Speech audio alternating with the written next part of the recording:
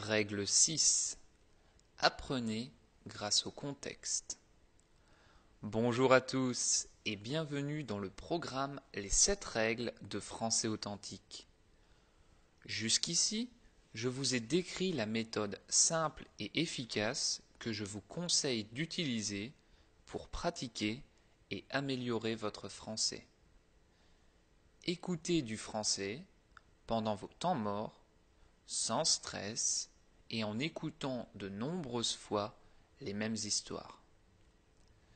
La règle d'aujourd'hui complète celle d'hier. Elle est nommée « Apprenez grâce au contexte ». Le contexte, dans une histoire, ce sont les conditions dans lesquelles se déroule l'histoire. Où se déroule l'histoire? Quand se déroule l'histoire? Qui est là? Etc. Quand on apprend une langue étrangère, le contexte peut souvent nous aider à deviner le sens de certains mots ou certaines expressions. Par exemple, imaginons que vous entendez la phrase « Jean-Luc est au supermarché et il arrive à la caisse pour payer ».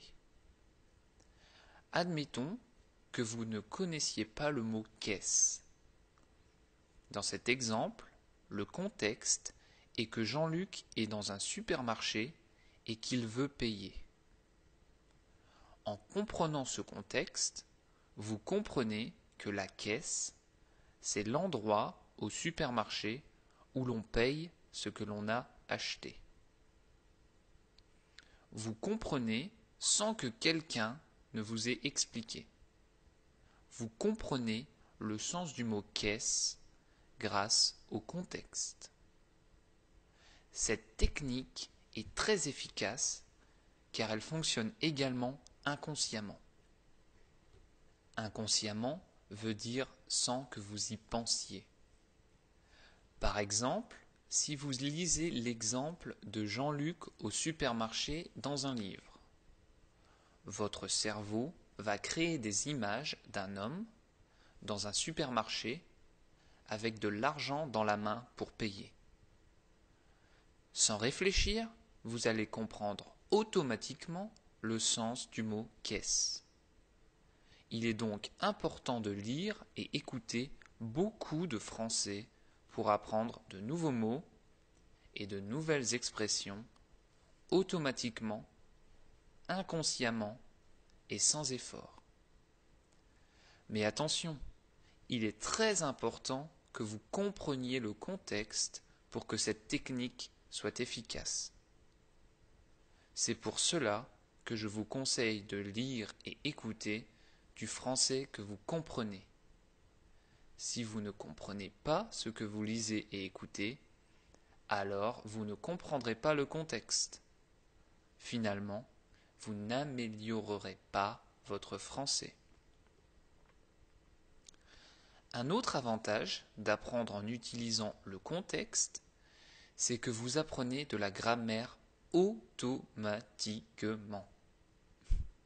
Dans l'exemple de Jean-Luc au supermarché, vous apprenez par exemple que l'on dit « Jean-Luc arrive à la caisse » et pas « Jean-Luc arrive aux caisses ». Vous ne réfléchissez pas à la grammaire, mais vous entendez ou lisez « Jean-Luc arrive à la caisse ». Vous apprenez de la grammaire automatiquement, inconsciemment et sans effort. Et comme la grammaire française est difficile, vous économisez beaucoup d'énergie. Alors, comment utiliser le contexte pour apprendre automatiquement, inconsciemment et sans effort? C'est simple. Vous avez besoin de ressources, de documents en français. Vous devez trouver des articles que vous comprenez, qui sont authentiques et qui vous intéressent.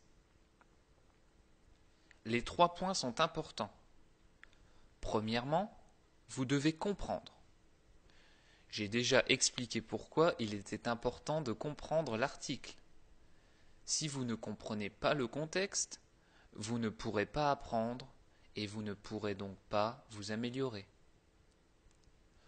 Deuxièmement, les articles doivent être authentiques. C'est important pour que les mots et expressions que vous appreniez soient utiles. C'est souvent le problème des livres utilisés dans les cours de français. Ils sont créés, fabriqués, pour des gens qui apprennent le français. Ils ne sont pas authentiques et enseignent presque exclusivement des mots et non pas des expressions.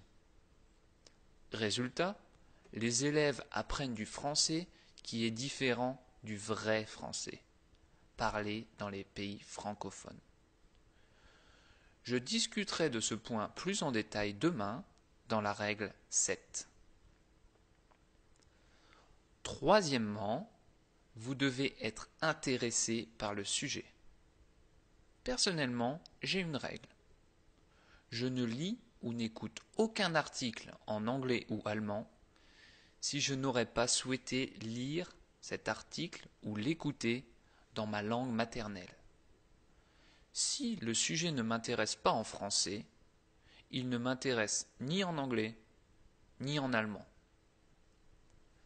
Si un article de blog, un article audio ou une vidéo ne vous intéresse pas, je vous conseille donc de les ignorer et de chercher quelque chose qui vous intéresse.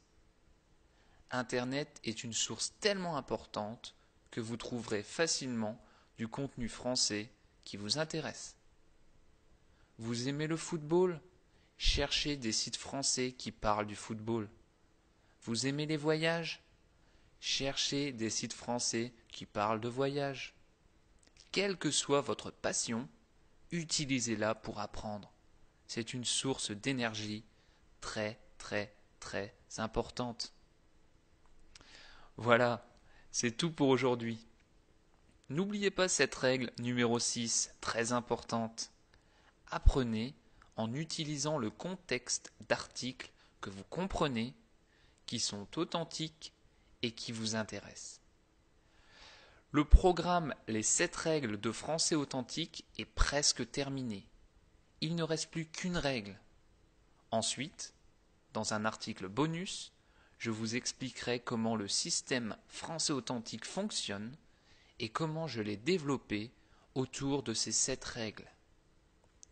En attendant demain, révisez les 6 premières règles, qui sont: règle 1, écoutez du français au lieu d'apprendre de la grammaire et d'aller en cours. Règle 2, répétez un même article audio de nombreuses fois. Règle 3, utilisez les temps morts de votre journée pour écouter du français. Règle 4, ne stressez pas, n'allez pas trop vite, apprenez un petit peu tous les jours. Règle 5, apprenez en écoutant des histoires qui utilisent, répètent plusieurs fois les mêmes mots. Règle 6, apprenez grâce au contexte. Aidez-vous du sens des articles pour apprendre de nouveaux mots et de nouvelles expressions. Demain, je vous donnerai la 7e et dernière règle. Elle est très importante et c'est la raison pour laquelle elle a donné son nom à mon système. Apprenez du français authentique. Passez une excellente journée. À demain.